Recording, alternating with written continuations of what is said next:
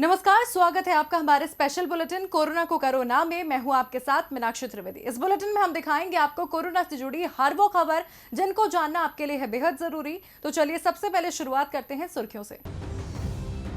Lockdown पर NCP प्रमुख शरद पवार का बयान, कहा लॉकडाउन 3 मई को समाप्त होगा, अर्थव्यवस्था को पटरी पर लाना होगा, घनी आबादी में मामला गंभीर। लॉकडाउन छूट पर तेलंगाना के मंत्री तलासनी श्रीनिवास यादव ने केंद्र पर उठाए सवाल, कहा 2 करोड़ लोग फंसे हुए हैं, बस से बेहतर विकल्प है ट्रेन, केंद्र का फैसला सही नहीं।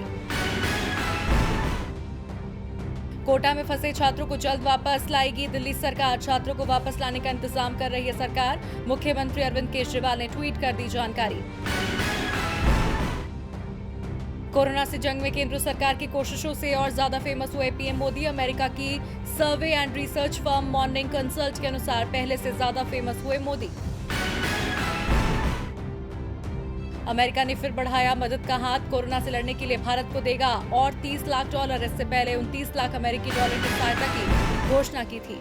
दुनिया भर में कोरोना अपने पैर जमा चुका है। इसे जड़ से खत्म करना सुपर पावर देशों के लिए भी बड़ी चुनौती बन गया है। अपनी इस रिपोर्ट में बताते हैं आपको कल से अब तक कोरोना ने कितनी तेजी से रफ्तार पकड़ी है, यानी क्या है देश दुनिया का ताजा आंकड़ा। कोरोना की रफ्तार थमने का नाम नहीं ले रही। लाख कोशिशों के बावजूद सभी तैयारियां नाकाफी साबित हो रही हैं। देश में कोरोना के आंकड़ों पर नजर डालें तो देश में कोरोना के मामले 33,050, अब तक 1,074 लोगों की मौत, 8,325 मरीज इलाज के बाद हुए ठीक। महाराष्ट्र में 9,915 कोरोना संक्रमण के मामले, गुजरात में कोरोना संक्रमितों की संख्या 4,082, दिल्ली में 3,439 कोरोना के मरीज। देश में कोविड-19 मरीजों के डबलिंग रेट, रिकवरी रेट और डेथ रेट तीनों मोर्चों पर खुशखबरी मिल रही है। केंद्रीय स्वास्थ्य मंत्रालय के संयुक्त सचिव लव अग्रवाल ने कोरोना पर प्रेस ब्रीफिंग के दौरान इसकी विस्तृत जानकारी दी। उन्होंने तीनों के अलग अलग आंकड़े पेश किए जिनसे पता चलता है कि कोरोना की लड़ाई में देश को बड़ी कामयाबी मिल रही है। वहीं दुनिया के आंकड़ों पर गौर करें तो दुनिया भर में कोरोना के 32,35,000 मामले, 2,28,000 लोगों की मौत, 10 लाख मरीज कोरोना से हुए ठीक। अमेरिका में 10,64,000 कोरोना के मरीज, अमेरिका में 61,000 से ज्यादा लोगों की मौत। स्पेन में कोरोना के मामले 2,36,000, स्पेन में कोरोना से 24,000 से ज्यादा लोगों की मौत। इटली में 2 लाख से ज्यादा कोरोना संक्रमण के मामले, इटली में 27,000 से ज्यादा लोगों की मौत। कोरोना वायरस महामारी से संक्रमित लोगों के आंकड़े दुनिया भर में लगातार बढ़ते जा रहे हैं। इस बीच कई मामले ऐसे हैं जहां कुछ लोगों में कोरोना के कुछ ही लक्षण हैं, यानी उनकी हालत ज्यादा गंभीर नहीं है।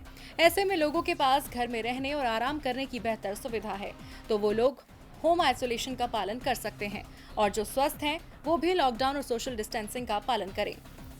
देश में कोरोना की रफ्तार रोकने के लिए लॉकडाउन लगाया गया। लॉकडाउन की बढ़ी हुई मियाद 3 दिन बाद पूरी हो रही है, जिसको लेकर लोगों के मन में कई तरह के सवाल हैं। सबसे बड़ा सवाल तो ये है कि क्या लॉकडाउन 3 मई को खत्म हो जाएगा या एक बार फिर से सरकार इसे आगे बढ़ाने पर फैसला लेगी। अगर लॉकडाउन हटता है तो सरकार की नई एडवाइजरी में क्या खास रहेगा। आखिर लॉकडाउन हटाने के लिए कितना तैयार है भारत, इस रिपोर्ट में देखिए। अब सभी को इंतजार 3 मई का है। उम्मीद है कि उससे पहले प्रधानमंत्री नरेंद्र मोदी एक बार फिर जनता के सामने आएंगे और देशवासियों के नाम एक और संदेश देंगे, जिसमें लॉकडाउन को लेकर सरकार के कदम के बारे में लोगों को जानकारी देंगे। लेकिन लॉकडाउन को लेकर लोगों के मन में कई सवाल चल रहे हैं। सबसे बड़ा सवाल तो ये है, क्या 3 मई को लॉकडाउन खत्म हो जाएगा? लॉकडाउन हटाने के लिए सरकार कितनी तैयार है? लॉकडाउन हटाने के लिए सरकार का एग्जिट प्लान क्या है? अगर लॉकडाउन हटाने के बाद संक्रमण के मामले बढ़े तब सरकार क्या करेगी? सरकार की नई एडवाइजरी में किन बिंदुओं का जिक्र होगा? हालांकि सरकार पर अर्थव्यवस्था का बढ़ता बोझ तो लॉकडाउन हटने की ओर इशारा कर रहा है। सरकार ने कहा कि 3 मई को लॉकडाउन खत्म होने पर कुछ जिलों में छूट दी जाएगी, तो कई राज्य लॉकडाउन बढ़ाने पर विचार कर रहे हैं। पंजाब ने 3 मई के बाद भी 2 हफ्तों तक लॉकडाउन बढ़ाने का फैसला किया है। सिर्फ उन जिलों को छूट रहेगी जो हॉटस्पॉट में नहीं आते। अच्छी खबर यह है कि देश में संक्रमण के दोगुने होने की रफ्तार धीमी हो गई है। 8 की बजाय 11 से 12 दिन में कोरोना के मामले दोगुने हो रहे हैं। कुल मिलाकर देखा जाए तो सरकार 3 मई को सशर्त लॉकडाउन हटाने की घोषणा कर सकती है।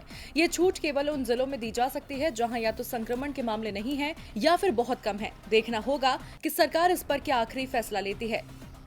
भारत में लॉकडाउन की अवधि 3 मई तक है। इस लॉकडाउन को आगे बढ़ाए जाने को लेकर पीएम मोदी की राज्यों के मुख्यमंत्रियों से कई दौर की बातचीत चल रही है। लेकिन अगर लॉकडाउन बढ़ाया जाता है तो क्या चुनौतियां खड़ी हो सकती हैं, देखिए रिपोर्ट में। जहां एक तरफ लॉकडाउन पर देश को फैसले का इंतजार है, ऐसे में हम और आप कयास लगा सकते हैं कि लॉकडाउन बढ़ेगा या नहीं। हालांकि लॉकडाउन 1 से लॉकडाउन 2 के बीच कोरोना संक्रमण के मामले 2 गुने बढ़ गए हैं और ऐसा कोई चमत्कार नजर नहीं आता जो इन आंकड़ों को यहीं रोक दे, क्योंकि कोरोना की ना तो कोई दवा है, न ही अब तक कोई वैक्सीन तैयार हो पाई है। हालांकि स्वास्थ्य विशेषज्ञ लॉकडाउन को मददगार मानते हैं, क्योंकि अगर लॉकडाउन न होता तो एक व्यक्ति से औसतन 3 लोगों में वायरस जा सकता था। लेकिन बढ़ता हुआ लॉकडाउन अपने साथ कई चुनौतियों को भी लेकर चल रहा है, जो दिन बीतने के साथ साथ बड़ी होती जा रही हैं। लॉकडाउन के सामने बड़ी चुनौतियां। लॉकडाउन बढ़ने का सीधा असर अर्थव्यवस्था पर पड़ेगा। ज्यादातर छोटे कारोबार और बड़े कारोबार बंद रहेंगे। लोगों की आमदनी पर असर पड़ेगा। कामगारों को तनख्वाह देने की क्षमता और कम हो जाएगी। लोगों की नौकरियां जाएंगी। खरीदारी की क्षमता पर असर पड़ेगा। सप्लाई चेन की मुश्किलें कम नहीं होंगी। मैन्युफैक्चरिंग सेक्टर पर भारी पड़ेगा लॉकडाउन। बस और ट्रेनों पर रोक जारी रहने से परेशानी बढ़ेगी। आर्थिक जानकार कहते हैं कि स्थिति ऐसी ही रही तो पुलिस, हेल्थ केयर वर्कर जैसे सरकारी कर्मचारियों की तनख्वाह देने में भी दिक्कत आ सकती है। डॉक्टर बयोत्रा कहते हैं कि सोसाइटी में अभी वायरस खत्म नहीं हुआ है। हम अभी भी ऐसी स्थिति में हैं जिसमें हम वायरस को नियंत्रित करने की कोशिश कर रहे हैं। वो भी मानते हैं कि लॉकडाउन को फिलहाल तो पूरी तरह नहीं खोला जा सकता, लेकिन सुरक्षा उपाय करते हुए कुछ छोटी मोटी आर्थिक गतिविधियां शुरू करने के पक्ष में वो भी हैं। वहीं डॉक्टर अतुल कक्कड़ कहते हैं कि अभी भी हम क्रिटिकल स्टेज में हैं और सोशल डिस्टेंसिंग अभी भी अहम है और इसमें लॉकडाउन मदद करेगा। कोरोना से लड़ने के लिए पूरी दुनिया इसकी दवा बनाने में लगी है, लेकिन इस बीच एक नया प्लान सामने आया है। ये कोरोना से लड़ने का प्लान बी कहा जा रहा है, यानी कोरोना महामारी से बचने का दूसरा तरीका। क्या है ये नया प्लान, देखिए इस रिपोर्ट में। क्या कोरोना महामारी से बचने के लिए सभी लोगों को इससे संक्रमित होने के लिए छोड़ दिया जाना चाहिए?